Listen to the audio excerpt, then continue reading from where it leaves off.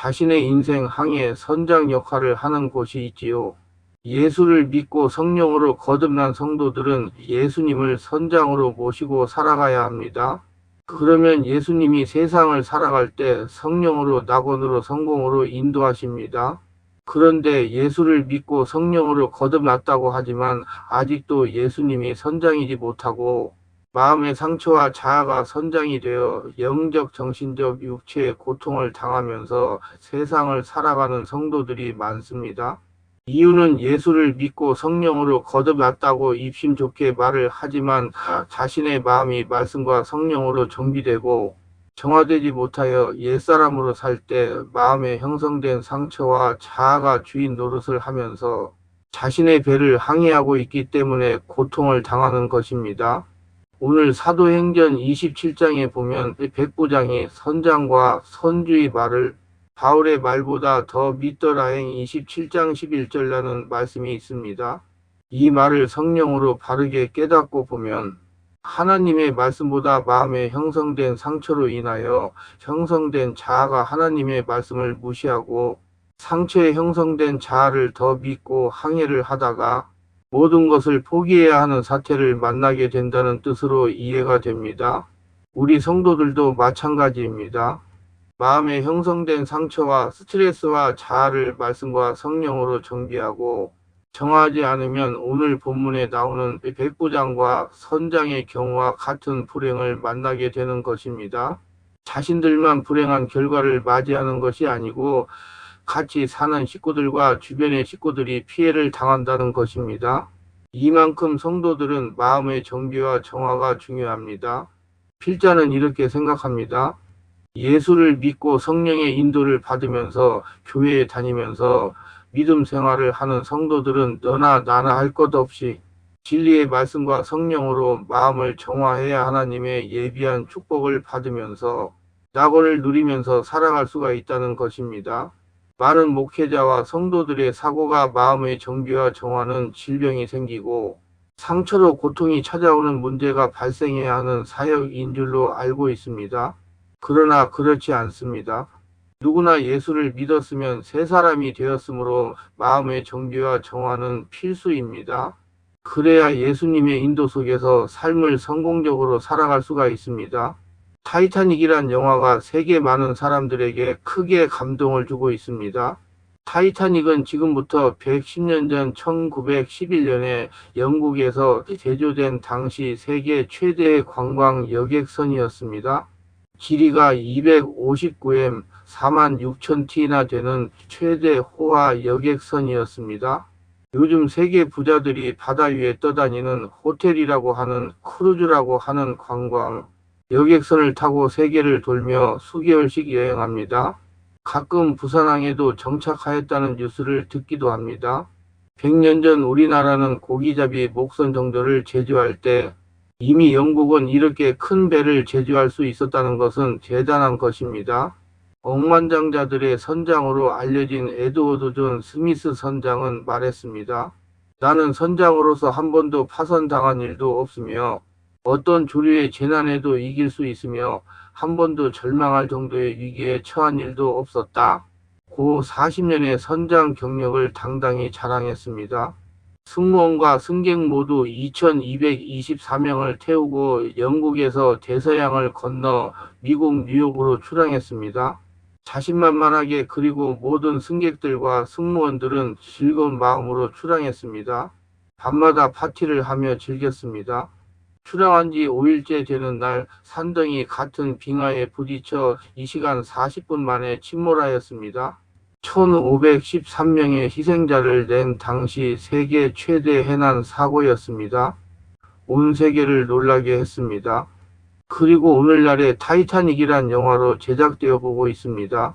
스미스 선장은 40년을 단 한 번의 실수도 없었다고 당당하게 자랑했습니다. 자신의 기술과 지식과 항해 경험을 자랑했고 크고 튼튼한 배를 믿었지만 항해한 지 불과 닷새 만에 침몰당하고 수많은 사람이 죽는 비극을 남겼습니다.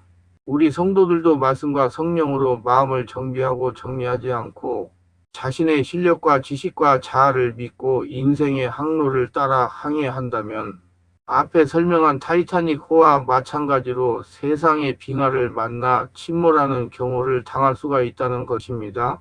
자신의 배에 예수님을 선장으로 모시고 운항해야 안전하다는 것을 체험하게 하는 실화입니다.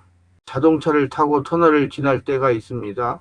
터널에 들어서면 멀리 작은 밝은 구멍만 보이고 그 외에는 아무것도 보이지 않습니다. 이것은 시야 협착증이라고 합니다. 많이 배우고 인류대학을 나왔다고 해서 많이 아는 것이 아닙니다. 많이 배우고 많이 아는 것 같지만 더 많은 것을 모릅니다. 자기만 최고인 양아지만 다른 많은 것은 모릅니다. 아는 것에 집착하는 외골수입니다. 이것이 마음에 형성된 상처 때문입니다. 성도들이 인생의 항해를 성공적으로 하려면 마음의 상처와 자아와 세상에서 터득한 지식을 예수님의 이름으로 정비하고 정화해야 인생을 성공할 수가 있습니다.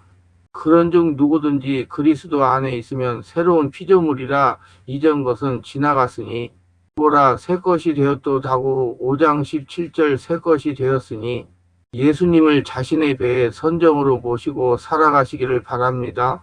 예수님을 주인으로 모셔야 주님이 마음을 정비하십니다. 작은 성공이 큰 미래를 망치게 합니다. 유치원에서 1등 했다고 자랑합니다. 초등학교 다니면서 100점 받았다고 대학을 장학생으로 공부했다고 자랑하는 사람치고 크게 성공한 사람이 별로 없습니다. 과거에 잘했다고 지금도 잘하는 것이 아닙니다. 지난날의 작은 성공에 집착해서 현재와 미래를 잃어버리는 것입니다. 아는 것은 중요합니다.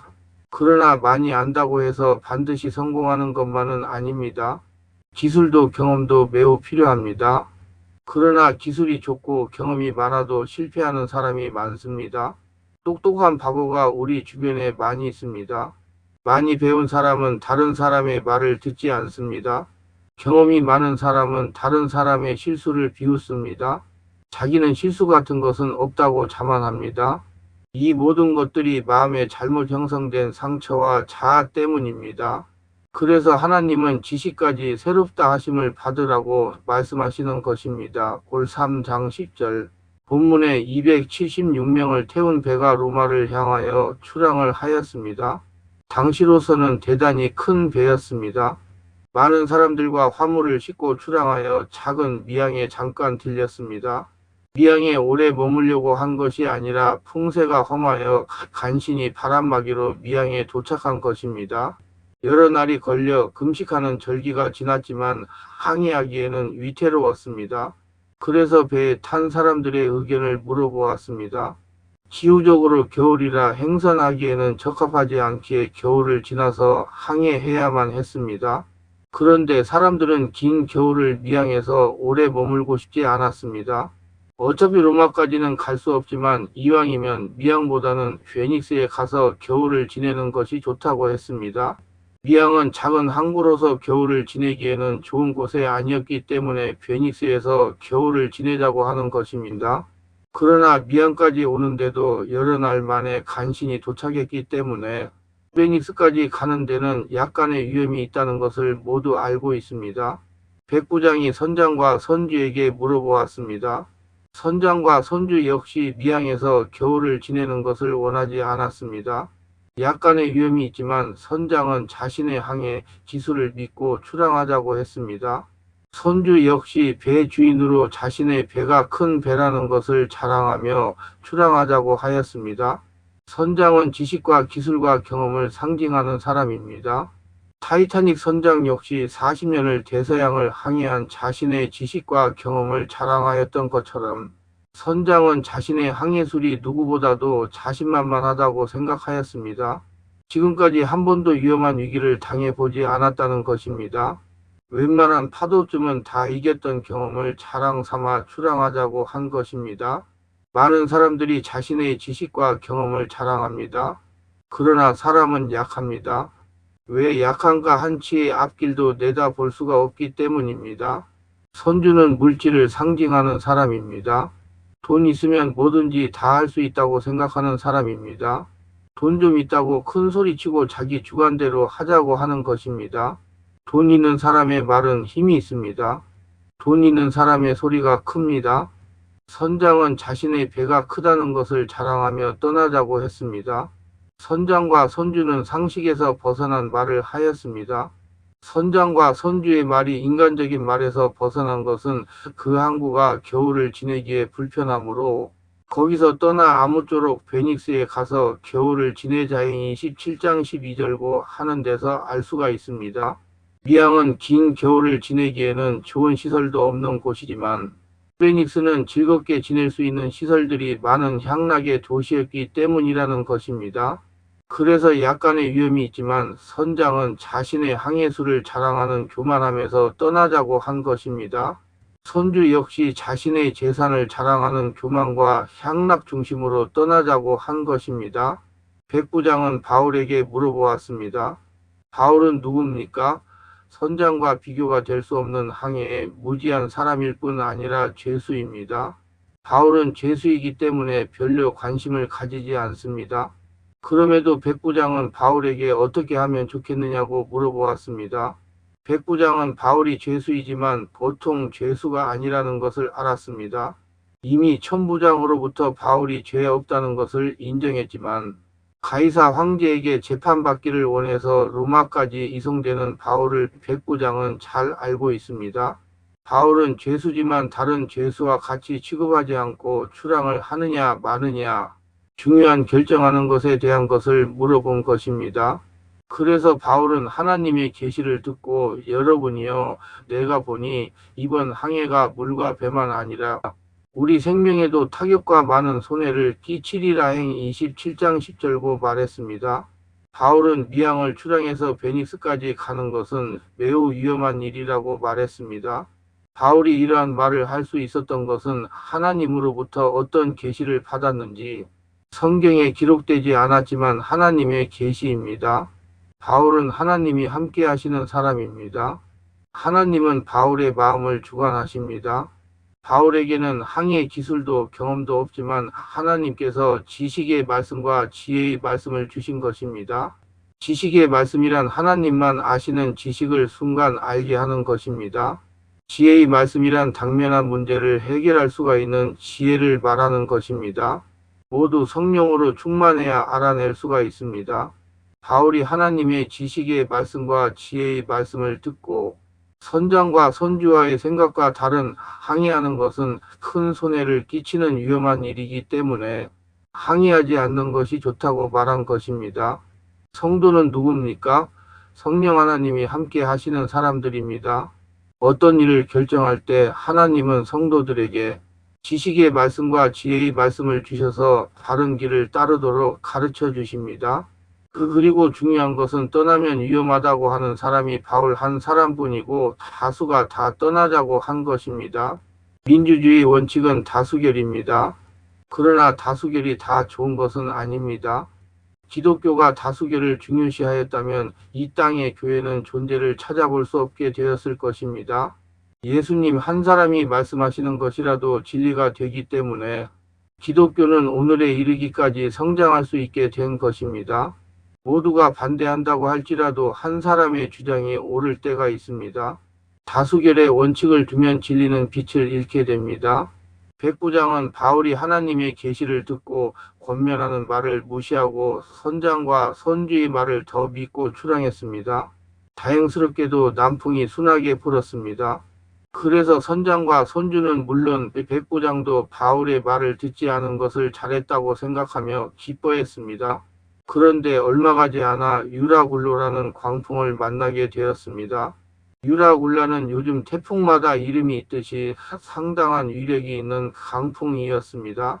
배가 바람에 맞춰 갈 수 없어 강풍에 밀려 쫓겨가게 되었습니다. 선장은 기술과 경험을 다 동원해도 아무 소용이 없었습니다. 그냥 쫓겨가는 것입니다. 행 27장 17절 짐을 바다에 다 풀어버렸습니다. 행 27장 18절 배의 기구를 다 내버렸습니다. 행 27장 19절 그래도 구원의 여망마저 없어졌습니다. 행 27장 20절 사람들은 며칠을 먹지 못했습니다. 이제 바울은 말합니다. 여러분이여 내 말을 듣고 글에 대해서 떠나지 아니하여 이 타격과 손상을 면하였더라면 좋을 뻔하였느니라. 내가 너희를 권하노니 이제는 안심하라. 너희 중 아무도 생명에는 아무런 손상이 없겠고 오직 백분이리라. 행이 17장 21절로 22절 고 말했습니다. 이와 같이 자신들의 마음에 잘못 형성된 인간적인 지식이나 자아는 하나님의 말씀을 듣고 순종하지 못하게 하여 불필요한 재정적인 손해와 육체적인 고통과 환난과 풍파를 당하게 되는 것입니다. 그렇기 때문에 우리 성도들은 자신의 마음에 형성된 상처와 자아와 세상적인 지식을 진리의 말씀과 성령으로 정비하고 정화해야 합니다. 하나님은 이렇게 말씀하십니다. 새 사람을 입었으니 이는 자기를 창조하신 이의 형상을 따라 지식에까지 새롭게 하심을 입은 자니라. 골 3장 10절. 지식까지 새롭다 하심을 받아야 성령의 인도를 받으면서 인생을 하나님께서 원하시는 방향으로 살아갈 수가 있는 것입니다. 우리 모두 진리의 말씀과 성령으로 마음에 형성된 지식까지 새롭다고 하심을 받아서 하나님을 기쁘시게 하고 인생을 성공하시기를 바랍니다. 지식까지 새롭다고 하심을 받는 것은 마음을 말씀과 성령으로 정비하고 정화하는 일입니다. 그러면 바울과 같이 폭풍 속에서도 안심하도록 하나님께서 앞길을 안내하여 주십니다. 바울과 함께 하시는 하나님께서 지난밤에 말씀해 주셨습니다. 바울이 두려워하지 말라. 내가 가이사 앞에 서야 하겠고 또 하나님께서 너와 함께 항의하는 자를 다 내게 주셨다 하였으니 그러므로 여러분이여 안심하라. 나는 내게 말씀하신 그대로 되리라고 하나님을 믿노라행이 27장 24절로 25절고 외쳤습니다. 그래서 바울은 풍랑에 그대로 떠내려가는 배가 반드시 한 섬에 걸리리라고 믿고 말할 수 있었습니다. 행위 27장 26절. 하나님과 함께하는 바울의 말을 듣지 아니하던 백부장이 이제 바울의 말을 듣게 되었습니다. 자신의 지식이 틀렸다는 것을 깨달았기 때문입니다. 오늘의 많은 사람이 하나님이 함께하는 사람의 말을 잘 듣지 않습니다. 이것은 자신들의 마음에 형성된 상처와 자아와 세상 지식 때문입니다. 자신이 예수님을 믿을 때 십자가에서 죽지 않고 그대로 살아있기 때문입니다. 그러나 한 번, 두 번 자신의 상처와 자아가 이끄는 대로 따라가다가 고통을 당하고 손해를 당하면 그때야 하나님의 말씀에 귀를 기울입니다. 이는 많은 성도와 목회자들이 고통을 당하면서 살아가는 이유입니다. 하나님의 말씀과 하나님이 함께하는 사람의 말을 들으면 손해볼 것이 없습니다. 하나님 사람의 말을 들으면 복이 되는데도 들으려고 하지 않습니다. 그래서 큰 손해를 보고서야 비로소 듣는 귀가 열리게 됩니다. 그래서 기독교는 체험의 종교라고 하는 것입니다. 성도들이 자신의 마음을 정비하고 정화한 다음에 하나님의 말씀을 듣는 것은 큰 복입니다. 그런데 예배에 참석하고서도 하나님의 말씀을 잘 듣지 않습니다. 귀를 막고 들으려고도 하지 않습니다. 귀를 막은 것이 아니라 아예 귀가 막혀서 듣지를 못합니다. 마음의 상처가 잡념에 휩싸이게 하기 때문입니다. 마음의 상처와 자아를 정비하고 정화하여 막힌 귀를 열고 하나님의 말씀에 집중하고 들어야 합니다. 그러나 막힌 귀를 여는 것은 쉽지 않습니다. 하나님의 말씀에 귀가 열리기까지는 엄청난 손해와 고통을 당한 후에 비로소 하나님의 말씀을 듣는 귀를 엽니다. 엄청난 손해와 죽을 정도의 고통을 당하고서야 귀가 열리고 하나님의 말씀이 들려지게 되는 것을 봅니다. 본인이 인정하고 받아들여야 성령으로 마음을 정비되고 정화되기 때문입니다. 백부장이 바울의 말을 듣기까지는 유라굴로의 광풍에 밀려 수위를 바다에 떠다니며 배 안의 모든 것을 다 버리고 배까지도 파손될 위기를 당해야만 했습니다. 하나님의 말씀을 듣지 않고 막힌 귀가 열리는 것은 그만큼 어렵습니다. 생명의 위기와 많은 손해를 보아야 한다는 것을 가르쳐 줍니다. 일찍 하나님께서 바울을 통하여 말씀하시는 계시의 말씀을 들었더라면 그 많은 물질적인 손해도 보지 않았을 것이며 죽을 위기도 없었을 것입니다. 그런데 바울의 말을 듣지 않으므로 엄청난 손해와 죽을 고생을 당한 것입니다. 이렇게 위기를 당한 후에 비로소 귀가 열려 바울의 말을 듣게 된 것입니다. 책을 읽는 분들도 지난날에 하나님의 말씀이 들려지지 않을 때가 있었을 것입니다. 이는 마음이 말씀과 성령으로 정비되고 정화되지 않았기 때문입니다. 마음의 정비와 정화는 참으로 중요합니다. 마음의 상처와 자아로 말미암아 하나님의 말씀을 듣지 않으므로 많은 손해와 고생을 당하고, 비로소 귀가 열려 이제 말씀이 잘 들려지는 경험을 하신 분들이 있을 것입니다. 아직도 귀가 열리지 않았다면 속히 성령으로 세례받고 귀가 열려서 하나님의 말씀이 들려지도록 하는 것이 지혜입니다. 말씀과 성령으로 내면 세계에 형성된 상처와 세상을 살아오면서 쌓아둔 자아를 정비하고 정화해 보시기를 바랍니다.